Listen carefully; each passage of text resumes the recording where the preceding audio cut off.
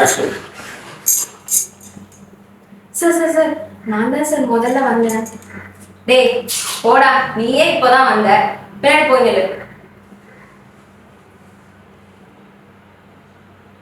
அப்பாடா, இத்தனை வருஷம் உழைச்சதுல இந்த ஆடிஷன்ல ஃபர்ஸ்ட் டைம் ஸ்கிரிப்ட் கிடைச்சது.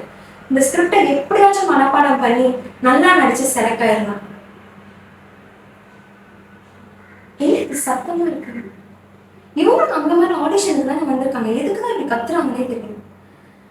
ஏங்கா கான்சென்ட்ரேட் பண்ணிடு, இது மட்டும் படிச்சு செலக்ட் ஆக பாரு. திரும்ப திரும்ப சத்தம் வந்துட்டே இருக்கு, இதுக்கு மேல சும்மா விட்டா சரியா இருக்காது. கண்டிப்பா போய் கேட்டே ஆகலாம் அவங்கள. இத்தனை பேர் இருக்காங்க, நீ இப்ப கோவப்பட்டீங்கன்னா இத்தனை வருஷம் நீ நினைச்சதெல்லாம் ஒரே நொடியில போயிடும்.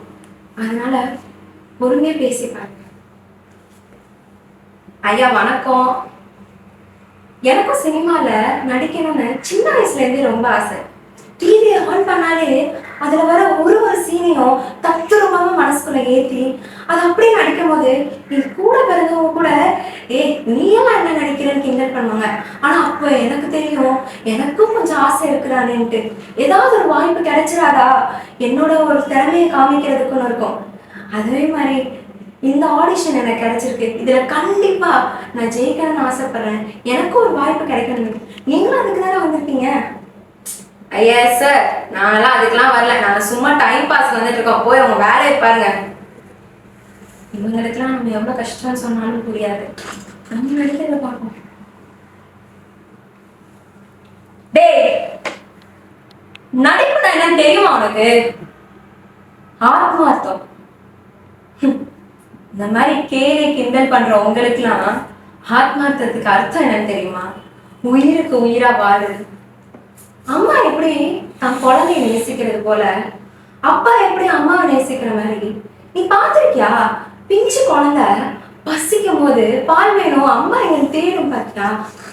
அந்த பாசம் மாதிரிதான் சினிமாவும் வேணும் வேணும் வேணும்ட்டு சினிமாவே போதும்னு வாழ்றவனா. டெய்லியும் என்னைக்காச்சும் ஒரு நாள் சினிமால வாய்ப்பு கிடைச்சாதா நடிச்சு ஜெயிச்சிட மாட்டோமான்ட்டு செத்து செத்து பொழைச்சிட்டு இருக்கோம். சினிமாங்கிறது என் அம்மா மாதிரி. இன்னொரு வாட்டி கேள்விக்கு செய்யாதீங்க. உங்களுக்கு மாதிரி ஆட்களுக்கெல்லாம் சினிமாங்கிறது பொழுதுபோக்குதான். Hi, this is Jennifer. So நான் வந்து வியாசர்பாடியிலேருந்து வரேன். ஃபர்ஸ்ட் டைம் ஆடிஷன்னு கேள்விப்பட்டேன். ரொம்ப நர்வஸாக இருந்துச்சு. இங்கே வந்து எப்படி பண்ண போகிறோம் என்ன பண்ணுவோன்னு. மேலே போனோடனே ஸ்கிரிப்ட் கொடுத்தாங்க. அந்த ஸ்கிரிப்ட் நோ ஐடியா, சுத்தமாக என்ன பண்ண போகிறோன்னு. அப்புறம் ஆண்டனி சார்னு ஒருத்தர் வந்தார், ரொம்ப ஈஸியாக புரிகிற மாதிரி சொல்லி கொடுத்தாரு. ஸோ அதை வச்சு டெவலப் பண்ணி நான் செலக்டும் ஆகிட்டேன். அண்ட் இங்கே இருக்கிற சர்ஸ் வந்துட்டு ரொம்ப நல்லா மோட்டிவேட் பண்ணாங்க. நீங்கள் என்ன படிக்கிறீங்கன்னு கேட்டாங்க, இல்லை என்ன பண்ணுறீங்கன்னு கேட்டபோது நான் டீச்சர்னு சொன்னேன். நீங்கள் டீச்சராக ஒர்க் பண்ணனா உங்களை அசிஸ்டன்ட் டைரக்டராக எடுத்துப்பேன் அப்படின்னு சொல்லும்போது ரொம்ப சந்தோஷமாயிருச்சு.